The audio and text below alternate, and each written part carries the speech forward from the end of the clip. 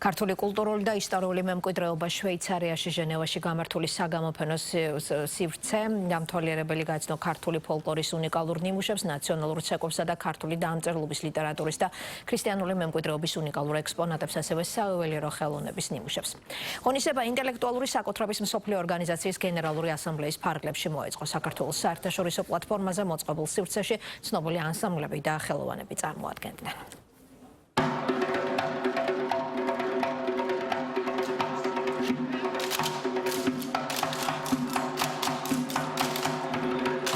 ქართული მრავალხმიანობა, ნაციონალური ცეკვები, დამწერლობა და ტრადიციული სამოსი. ჟენევაში საქართველოს ამ მრავალსაუკუნოვან კულტურულ ნიმუშებს კიდევ ერთხელ გაეცნენ. ინტელექტუალური საკუთრების მსოფლიო ორგანიზაციის რიგით 62-ვე გენერალურ ასამბლეაზე მოეწყო საგამოფენო სივრცე, სადაც წარმოდგენილი იყო ქართული ენისა და უნიკალური დამწერლობის, საქართველოს ქრისტიანობის 1700 წლოვანი უწყვეტი ისტორიის, მრავალსაუკუნოვანი ლიტერატურისა და 8000 წლოვანი ღვინის კულტურის ექსპოზიციები. ღონისძიებას როგორც ქართული დელეგაცია, ისე სხვადასხვა ქვეყნის დელეგატი ესწრებოდა.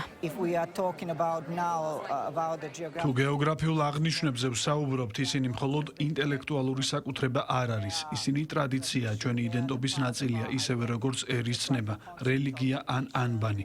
ეს ძალიან მნიშვნელოვანია, რადგან სწორედ ამის მეშვეობით შეიძლება მაგალითად სერბული ან ქართული სამზარეულო იყოს ცნობადი. მაგალითად, როცა საქართველოს ვფიქრობ, პირველ რიგში ქართული ღვინო მახსენდება. ჩემი აზრით, ეს თქვენი ეროვნული იდენტობის მნიშვნელოვანი ნაწილია.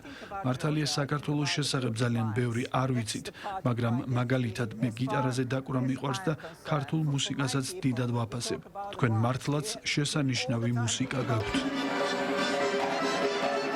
სტო, იოური, ხევსურული და ჯუთა, სუხიშვილების ქორეოგრაფია მაყურებელს. საქართველოს ისტორია ცეკვით უამბო. ისტორია, რომელიც თაობიდან თაობას უკვე საუკუნეებია უცვლელად გადაეცემა. ანსამბლმა ბასიანმა კი დარბაზი ქართული ფოლკლორის უნიკალურ სამყაროში გადაიყვანა.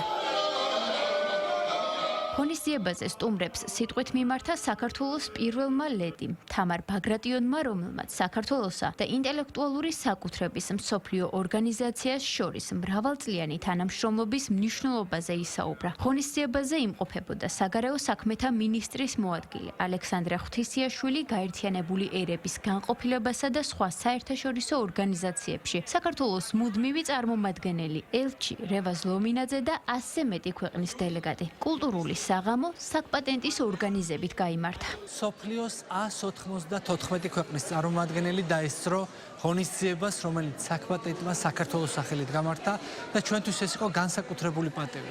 და უფრო მნიშვნელოვანი ამბავი იყო ის, რა ემოციებიც დაიმსახურა ქართულმა კულტურამ და მდიდარმა ისტორიამ. ჩვენ შევძელით და ვაჩვენეთ სოფლიო საზოგადოებას თუ რა დიდებული შემოქმედება გააჩნია და დიდებული ტრადიციები გააჩნია საქართველოს და ქართულ ხალხს.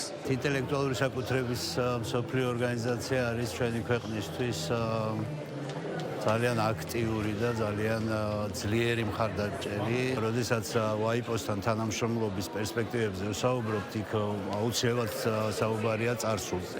იმაზე, რაც ჩვენ უკვე გვაქვს, მაგრამ ეს გვაძლევს საოცარ მყარ საფუძველს იმისთვის, რომ მომავალი ავაწყოთ კიდევ უფრო უკეთესად და მომავალ თაობებს გადავცეთ ინტელექტუალური საკუთრების ძირითადი ნიშნები, ინტელექტუალური საკუთრების საფუძვლები და ახალი დავაშენოთ შემდეგ ამაზეც. ქართული სამოსი, უძველესი მეღვინეობის ტრადიცია, ქრისტიანული მემკვიდრეობა, უნიკალური დამწერლობა და ხელოვნება. ეს ყველაფერი ერთ სივრცეში გაერთიანდა როგორც ქვეყნის იდენტობის ცოცხალი გამოხატულება. ჟენევაში ქართული საგამოფენო სივრცის დათვალიერება კი 15 ივლისამდე იქნება შესაძლებელი.